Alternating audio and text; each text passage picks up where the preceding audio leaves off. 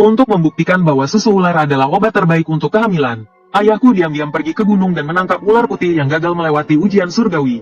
Tidak hanya harus menghabiskan 3 jam setiap malam di gua bersamanya, tetapi juga memberinya semangkuk sup kaki babi dan akar tongcao setiap hari. Setelah sebulan usaha ayahku, ular putih itu benar-benar menghasilkan susu. Ayahku sangat gembira melihatnya, dan segera memeras semangkuk untuk ibuku yang sedang hamil. Tapi siapa sangka, malam itu juga ayahku gantung diri di pohon besar, dengan ular putih yang mati dengan cara yang sama tergantung di sebelahnya. Kakekku merasa sangat aneh melihatnya, dan memanggil dukun ke rumah untuk memeriksanya. Namun sebelum dukun itu menemukan sesuatu, ibuku di kamar sebelah berteriak. Kakekku bergegas ke sana, dan melihat ibuku terbaring di lantai. Air ketubannya telah pecah, dan seekor ular putih sedang menegakkan kepalanya, dan menjulurkan lidahnya di tempat tidur. Dukun itu tahu tentang ayahku dan ular yang gantung diri bersama, dan langsung lari sambil berteriak, "Aku hanya penipu, Dewi ular ini tidak ada hubungannya denganku." Melihat dukun itu lari ketakutan, kakekku hanya bisa keluar dan membunuh ular itu dengan cangkul. Lalu dengan panik dia mendorong gerobak untuk membawa ibuku ke rumah sakit. Tapi begitu keluar rumah, tiba-tiba awan gelap dan angin kencang bertiup. Kemudian hujan deras turun, kakekku hanya bisa membawa ibuku kembali ke rumah. Setelah meminta nenekku untuk merawat ibuku, dia bergegas keluar untuk meminta bantuan Bidan Li. Tapi setelah susah payah sampai di rumah Bidan Li, sebelum kakekku sempat bicara, Bidan Li menunjuk ke belakang kakekku dengan ketakutan dan berteriak, "Ada ular!" Kakekku menoleh ke belakang, dan melihat belasan ular menghalangi jalan. Sepertinya mereka tidak ingin kakekku memanggil Bidan Li. Bidan Li ketakutan, dan hendak menutup pintu. Kakekku dengan cepat menahan pintu, lalu berlutut, "Saudaraku, air ketuban istriku sudah pecah. Jika kau tidak pergi hari ini pasti 2 nyawa melayang. Keluargasu akan kehilangan penerus." Melihat kakekku sampai kepalanya berdarah, Bidan Li akhirnya tidak tega menolak. Tapi saat Bidan Li setuju, ular-ular yang menghalangi jalan itu seolah marah karena dia ikut campur. Semuanya menyerbu dan mencoba menggigit Bidan Li. Kakekku benar-benar marah. Dia mengambil cangkul yang ada di pintu, dan menghancurkan belasan ular menjadi bubur. Darah ular muncrat ke wajah kakekku. "Saudaraku, ikuti aku. Jika mereka benar-benar ingin melawan keluargaku, biar aku mati lebih dulu."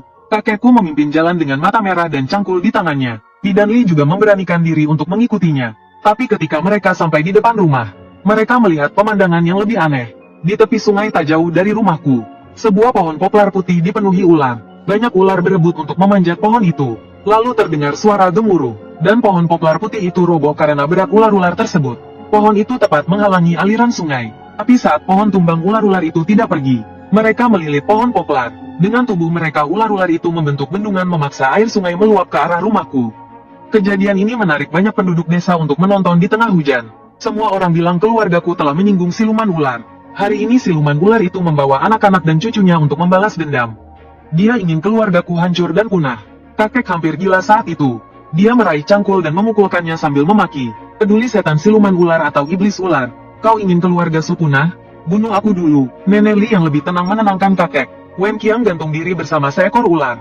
Istrimu melahirkan prematur karena ketakutan melihat ular. Sekarang ular-ular ini membendung sungai dan ingin membanjiri rumahmu. Ini sangat aneh. Kudengar ada pendeta Tao Zhang di Mentougo. Cepatlah pergi dan mintalah dia untuk melihat apa yang terjadi." Kakek langsung mengangguk. Dia berbalik dan bergegas menuju Mentougo. Tapi baru sampai di pintu desa, kakek bertabrakan dengan seorang pria yang sedang berlari. Pria itu bangkit dan menarik kerah baju kakek. Dengan cemas bertanya, "Apakah kau kakek Su? Aku pendeta Tao Zhang. Cepat bawa aku ke rumahmu." Mendengar orang itu adalah pendeta Tao Zhang, kakek terkejut dan gembira. Dia segera membawanya pulang. Saat mereka sampai di depan rumah, air sungai hampir membanjiri halaman. Dan saat ini ratusan ular merayap ke halaman rumahku mengikuti luapan air sungai. Saat itu kakek yang tegar akhirnya tidak bisa menahan tangisnya. Pendeta Tao Zhang juga terlihat serius. Dia mendorong kakek, "Cepat cari orang untuk pergi ke ujung desa, dan ambil pedang yang tergantung di bawah jembatan tua." Setelah menerima pedang tua, yang hampir berkarat dari tangan kakek, pendeta Tao Zhang segera memegang pedang dengan kedua tangannya. Lalu dia membaca beberapa mantra. Kemudian dia menggantungkan pedang tua di atas pintu kamar dalam. Anehnya, begitu pedang digantung, banjir yang sudah masuk ke halaman, seolah tertahan oleh bendungan tak terlihat.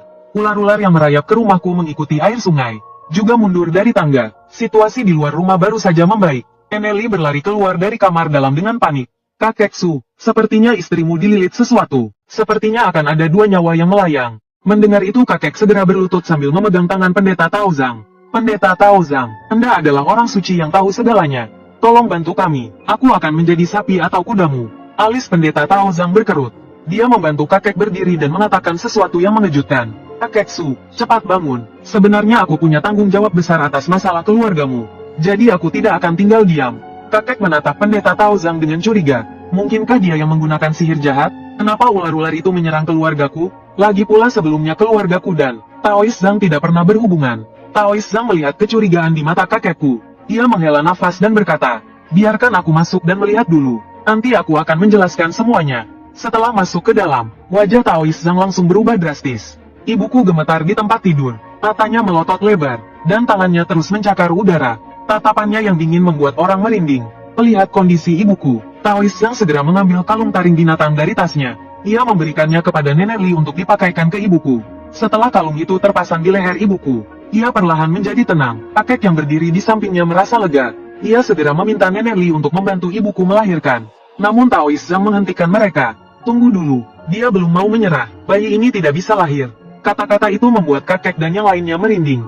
Karena di ruangan itu selain mereka, siapa dia yang dimaksud Taois Zhang? Taois Zhang tidak menjelaskan, ia hanya meminta kakek untuk mencari 3 dupa dari 3 marga berbeda dan 3 lembar kertas kuning. Ia menyuruh mereka tetap di dalam ruangan. Apapun yang mereka dengar mereka tidak boleh melihat keluar, dan tidak boleh keluar rumah. Kemudian Taois Zhang keluar ruangan dengan dupa dan kertas kuning. Tak lama kemudian suara Taois Zhang terdengar. Memang benar bocah keluarga Su menghancurkan tubuhmu, tapi kau sudah mengambil nyawanya. Kenapa kau masih membuat masalah di sini? Apakah kau tidak akan berhenti sampai keluarga Su tidak punya keturunan? Begitu Taois Zhang selesai berbicara, tiba-tiba angin kencang bertiup di halaman. Suara pertarungan terdengar di tengah angin. Beberapa saat kemudian suara pertarungan berhenti. Taois Zhang masuk dengan terhuyung-huyung. Ia menatap ibuku dengan ekspresi rumit dan berkata, kakak Su, aku kalah. Menantumu akan segera melahirkan. Jika ditunda lebih lama aku khawatir 2 nyawa akan melayang. Satu-satunya cara untuk menyelamatkan ibu dan anak ini adalah dengan menyetujui persyaratannya. Siapa dia? Apa persyaratannya? Apakah dia ingin nyawa keluargaku lagi? Kalau begitu berikan nyawaku padanya. Kakek terlihat sangat cemas. Taois Zhang menggelengkan kepalanya. Ia memberitahu kakek, yang mendatangi keluargamu adalah Roh Jiao yang gagal melewati ujian surgawi. Jiao itu sekarang hanya tersisa rohnya tanpa tubuh fisik. Persyaratannya adalah menikahimu yang masih dalam kandungan, berbagi tubuh denganmu dan membantunya berkultivasi lagi. Tapi siluman memiliki sifat yang tidak menentu. Jika kita setuju dan Roh Jiao itu ingkar janji, sulit untuk mengatakan apakah kau akan lahir sebagai manusia atau siluman. Bahkan jika kau lahir sebagai manusia, kau akan menarik banyak siluman dan hantu yang ingin merebut Roh Jiao itu. Pada saat itu hidup dan matimu masih belum pasti. Setelah hening cukup lama, kakek mengambil perjudian terbesar dalam hidupnya. Ia bertaruh cucunya akan lahir sebagai manusia, bukan siluman. Saat kakek menyetujuinya, ibu berteriak kesakitan. Aku lahir, tapi setelah melihat penampilanku, kakek dan yang lainnya panik. Karena tatapanku sedingin ular, dan tubuhku tertutup sisik putih. Pendeta Tao Zhang tak berkata sepatah kata pun. Dia mendekat dan menggodaku dengan tangan kirinya. Sementara tangan kanannya menggenggam pedang kuno. Melihat aku tak kunjung menangis. Pedangnya terangkat sedikit. Saat suasana menegang, aku menangis kencang. Mendengar tangisanku, tangan kanan pendeta Tao Zhang yang memegang pedang langsung terkulai. Anak ini bisa menangis. Dia manusia hidup. Penampilannya tidak masalah. Mendengar itu kakek merasa lega. Sambil menggendongku, kakek dan nenek berlutut di hadapan pendeta Tao Zhang dan Nyonya Li. Hujan berhenti di luar dan kawanan ular yang membendung sungai menghilang. Air sungai yang meluap pun segera surut. Setelah berpesan pada Nyonya Li untuk merahasiakan kejadian hari ini, pendeta Tao Zhang meminta kakek untuk mengantar Nyonya Li pulang. Setelah kakek kembali, pendeta Tao Zhang langsung menghampirinya. Anak ini memiliki roh iblis di dalam dirinya. Pasti akan ada siluman yang akan merebutnya. Aku datang terburu-buru hari ini, aku harus kembali untuk mengambil beberapa barang. Sebelum pergi, pendeta Tao Zhang memberi kakek 3 pesan. Pertama, mulai hari ini sampai dia kembali, jangan buka pintu untuk siapapun. Kedua, jangan beritahu siapapun tentang kelahiranku. Rahasiakan. Ketiga, jangan pernah membawaku keluar rumah. Kemudian pendeta Tao Zhang memberi kakek sebuah jimat kuning. Meminta kakek menempelkannya di atas pintu gerbang lalu pergi. Setelah pendeta Tao Zhang pergi, kakek duduk menjaga di depan pintu dengan golok di tangannya. Sampai tengah malam, tiba-tiba, pintu gerbang diketuk dengan keras. Ayah, ibu, aku lapar sekali. Biarkan aku masuk. Setelah mendengar suara dari luar, tubuh kakek gemetar dan goloknya jatuh ke tanah. Nenek pun terkejut. Qiangzi sudah kembali. Dia hendak membuka pintu. Kakek tersadar dan menarik nenek. Sambil menangis dia berteriak, apa yang kau lakukan? Qiangzi sudah dikubur setengah bulan yang lalu. Mendengar itu nenek yang tadinya terpengaruh tersadar. Aku yang sudah tertidur di dalam rumah, tiba-tiba menangis kencang seakan merasakan bahaya. Mendengar tangisanku, teriakan aku lapar di luar semakin cepat. Pintu gerbang pun diketuk semakin keras. Mata kakek memerah menahan tangis. Dia mengangkat goloknya dan berteriak keluar. Anakku sudah mati, aku tak peduli kau makhluk apa. Jangan coba-coba ganggu cucuku. Setelah dimarahi, suara di luar perlahan menghilang. Kakek dan nenek tidak kembali tidur. Mereka berjaga sepanjang malam, hingga matahari terbit keesokan harinya. Kakek baru membuka pintu gerbang dengan golok di tangannya. Pintu dipenuhi cetakan tangan berdarah. Jimat kuning itu juga jatuh ke tanah, hangus seperti terbakar. Di tanah berlumpur di luar pintu ada jejak kaki tanpa tapak sepatu. Dan sepatu kain katun tanpa tapak yang dipakai orang mati di desa kami. Persis seperti itu, nenek keluar dan melihat jejak kaki itu. Matanya langsung memerah. Kakek, mungkin ini benar-benar Qiangzi yang kembali? Bagaimana kalau kau periksa? Setelah menenangkan nenek, kakek membawa goloknya dan berlari ke gunung. Ketika dia sampai di makam ayahku, dia langsung tercengang. Makamnya benar-benar digali, dan petinya tergeletak di luar. Di tanah ada serangkaian jejak kaki yang sama seperti di depan rumah kami. Dan banyak jejak kaki hewan yang tidak diketahui. Beberapa penduduk desa yang datang untuk menonton langsung lari terbirit-birit menuruni gunung saat melihat ini. Kabar tentang makam ayahku yang digali dengan cepat menyebar ke seluruh desa. Tapi dibandingkan dengan rasa sakit kehilangan seorang anak, kakek lebih khawatir tentang keselamatan aku dan ibu. Karena semakin gelisah, kakek pergi ke pintu desa untuk menunggu Taois Zhang. Tapi setelah menunggu seharian, Taois Zhang tidak kembali. Hari sudah mulai gelap, kakek bergegas pulang. Tapi belum beberapa langkah, seseorang memanggilnya dari belakang Kakatsu. Kakek menoleh, dan melihat Nenek Li yang sedang memikul air. Dia segera berlari kecil menghampirinya. Adik Li, hari sudah gelap. Kau masih mengambil air? Biar ku bawakan ke rumahmu. Nenek Li tidak menolak, dan dengan tersenyum menyerahkan embernya kepada kakek. Ku dengar keluargamu kemarin punya bayi laki-laki. Bolehkah aku melihatnya? Tanpa curiga kakek hampir saja menjawab. Tiba-tiba dia ingat, bahwa Nenek Li ada di sana kemarin. Mana mungkin dia tidak tahu apakah ibuku melahirkan bayi laki-laki atau tidak. Jadi kakek menahan kata-katanya, lalu dia memandang ke ember. Dan langsung merinding ketakutan. Di bawah sinar bulan yang terang, bayangan kakek terlihat jelas di air. Tapi Nenek Li yang berdiri di sebelahnya tidak memiliki bayangan. Kakatsu, apakah keluargamu punya bayi laki-laki? Nenek Li bertanya lagi. Suaranya mendesak dan penuh semangat. Kakek menggertakkan giginya mengumpulkan keberanian dan mendongak. Di bawah sinar bulan, wajah Nenek Li seputih kertas. Senyum di wajahnya, seperti coretan asal-asalan di atas kertas. Lalu bruk, kakek melempar ember ke tanah. Dan lari terbirit-birit. Kakatsu, apakah keluargamu kemarin punya bayi laki-laki? Bolehkah aku melihatnya? Nenek Li mengejar kakek, mengulangi pertanyaan yang sama. Saat itu kakek akhirnya melihat dengan jelas bahwa Nenek Li di depannya hanyalah orang-orangan kertas. Memikirkan keselamatan cucunya, kakek berhenti berlari. Dia mengepalkan tinjunya siap bertarung melawan orang-orangan kertas itu. Pada saat genting ini, sebuah bentakan keras terdengar. Bentakan itu langsung membuat boneka kertas itu berhenti di tempat. Terlihatlah orang yang datang adalah kakek Zhang, sang pendeta Tao yang telah lama ditunggu. Kakek langsung merasa lega. Pendeta Zhang, bagaimana boneka kertas ini bisa bicara dan bergerak? Ada hantu liar yang merasuki boneka kertas ini, kata pendeta Zhang sambil melihat boneka kertas itu. Lalu dia menenangkan kakek sebentar, dan kemudian bertanya apakah ada kejadian aneh yang terjadi. Kakek buru-buru menceritakan kejadian ayahku pulang tadi malam, dan memanggil kami. Benar seperti dugaanku. Hari ini kita pulang dulu sebelum gelap. Besok aku akan memikirkan cara untuk menyelesaikan masalah ini. Kakek baru saja selesai bicara. Pendeta Zhang mendesak untuk kembali ke rumah kami. Mendengar itu kakek tentu saja tidak banyak berpikir. Kakek membawa pendeta Zhang bergegas pulang. Tak lama kemudian mereka sampai di depan pintu rumah. Setelah membuka pintu, kakek melangkah masuk ke halaman. Tetapi setelah dia berjalan beberapa langkah, dia baru menyadari bahwa pendeta Zhang masih berdiri di luar pintu. Kakek bertanya padanya, Pendeta Zhang, kenapa Anda tidak masuk? Apakah ada sesuatu yang kotor? Pendeta Zhang melambaikan tangannya berulang kali dan berkata tidak apa-apa. Dan bertanya kepada kakek dan nenek apakah dia boleh masuk ke dalam rumah. Nenek yang berdiri di halaman melihat pendeta Zhang begitu sopan, lalu bergegas menuju pintu, bersiap untuk mengundang pendeta Zhang masuk. Tapi begitu sampai di pintu, dari balik ambang pintu aku langsung menangis saat melihat pendeta Zhang. Nenek langsung panik, sambil menenangkanku dia ingin mengundang pendeta Zhang masuk untuk memeriksaku. Sementara kakek yang menyadari ada yang tidak beres, dengan cepat melangkah maju untuk menghentikan nenek. Pendeta Zhang, kenapa Anda tidak masuk sendiri? Menghadapi pertanyaan kakek, senyum di wajah pendeta Zhang perlahan menghilang. Aku datang untuk membantu keluargamu.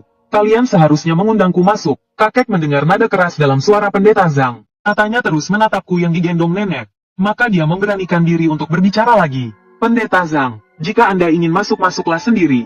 Jangan salahkan kami karena tidak mengundang Anda masuk. Nanti aku akan membawakan rotan ke rumahmu dan bersujud untuk meminta maaf. Begitu kata-kata itu terucap, ekspresi pendeta Zhang tiba-tiba menjadi sangat gelisah. Dia mengulurkan tangan untuk merebutku dari gendongan nenek, tapi tangannya langsung ditarik kembali sebelum menyentuhku. Dengan ambang pintu sebagai batas, Sepertinya ada dinding tak terlihat yang menghalangi tangannya. Melihat itu kakek buru-buru melindungi nenek dan mundur. Pendeta Zhang di luar pintu tertawa kekeke. Matanya menatapku yang digendong nenek dengan tamak dan ganas. Pergi, jangan ada yang berani macam-macam dengan cucuku. Kakek menunjuk pendeta Zhang dan memakinya. Dan pendeta Zhang tidak mengatakan apa-apa. Setelah menatapku dia berbalik dan pergi. Melihat itu kakek dan nenek langsung merasa lega. Meskipun tidak terjadi apa-apa, nenek masih sangat ketakutan. Kakek, pendeta Zhang belum kembali. Apa yang harus kita lakukan? Kakek hanya bisa pasrah mendengar itu. Kita tidak akan keluar. Aku akan berjaga di luar sini. Siapapun yang berani masuk akan kuhabisi. Maka kakek berjaga di luar semalaman lagi. Malam itu berjalan dengan tenang. Tapi keesokan harinya saat matahari baru terbit, di depan rumahku jadi gempar. Sula Olangzi, keluar kau. Kau harus bertanggung jawab atas kematian istriku. Ketika kakek keluar dia baru menyadari bahwa Yangsi dari desa yang sama bersama kerabatnya telah memblokir pintu rumah kami. Dan di atas ranjang kayu di sampingnya terbaring jenazah istri Yangsi. Melihat jenazah itu kakek terkejut. Bukan hanya karena ada orang yang meninggal, tapi juga karena kondisi kematian istri Yangsi sangat mengerikan dan menakutkan. Melihat kakek keluar, Yangsi berteriak dan mengatakan bahwa anakku yang menjadi mayat hidup telah menggigit istrinya sampai mati. Lalu dia menarik putranya yang berusia 7 atau 8 tahun, Yang Xiaoshu, keluar dan menyuruhnya menceritakan apa yang terjadi semalam. Ternyata tadi malam, Yangsi pergi bermain kartu dengan teman-temannya. Istrinya tidur bersama anaknya, tapi di tengah malam, tiba-tiba dia merasa seseorang mendorong ranjang dari bawah. Lalu istrinya menunduk dan melihat ke bawah ranjang. Dan anakku yang sudah jadi mayat hidup juga sedang melihat ke atas dari bawah ranjang. Ketika Yangsi kembali di pagi hari, istrinya sudah meninggal di bawah ranjang. Setelah Yang Xiaoshu selesai berbicara, Yangsi mengeluarkan sepatu yang dipakai ayahku saat pemakaman. Saksi dan barang bukti lengkap, meskipun pelakunya adalah putranya yang telah dikubur selama lebih dari setengah bulan. Kakek tidak bisa membantah, karena ini adalah kesalahan keluarga Sukami. Maka aku akan menggantikan nyawa istrimu. Mendengar itu Yangsi tidak setuju. Sula Olangzi, kau pikir aku bodoh? Berapa usia istriku? Berapa usiamu? Aku akan sangat rugi jika kau menggantikannya. Melihat Yangsi tidak mau, kakek tidak tahu harus berbuat apa. Saat itu ibuku setelah mendengarnya keluar sambil menggendongku dan membawa uang. Dia berlutut di depan Yangsi dan berkata, kami mengakui bahwa suamiku telah mencelakai Cui Fen. Ini semua uang yang kami miliki. Ambillah dan urus pemakaman Cui Fen. Setelah bayiku berusia 1 bulan aku akan menggantikan nyawa Cui Fen. Saat semua orang di sekitar melihat ibuku, tiba-tiba entah siapa yang berkata, pada malam anakku menjadi mayat hidup. Dia berlari pulang dan menggedor pintu.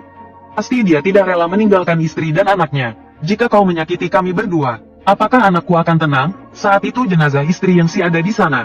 Siapa yang tidak takut mendengar kata-kata itu? Yangsi sendiri juga ketakutan. Dia menggigit bibirnya dan merebut uang dari tangan ibuku. Demi anak itu kubiarkan saja hari ini. Tapi masalah ini belum selesai. Ingat, keluarga Su berutang nyawa padaku. Ibuku setelah mendengarnya menggendongku dan bersujud 3 kali kepada Yangsi. Tapi saat ibuku berdiri sambil menggendongku, istri Yangsi tiba-tiba juga berdiri.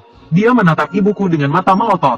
Tiba-tiba tenggorokannya bergerak. Dia tiba-tiba berbicara. Keluar rumah melihat cahaya siang. Anak meninggalkan rumah. Malam ini aku akan kembali. Lalu istri Yangsi tertawa terbahak-bahak dan jatuh terlentang. Kejadian tiba-tiba ini membuat semua orang yang hadir terdiam dan terkejut. Kakekku adalah orang pertama yang tersadar. Sambil menepuk pahanya dia berteriak pada ibuku. Xiao Feng, kenapa kau membawa anak itu keluar? Gawat sekarang, pendeta Zhang sudah berpesan. Sebelum dia kembali anak itu tidak boleh dibawa keluar rumah.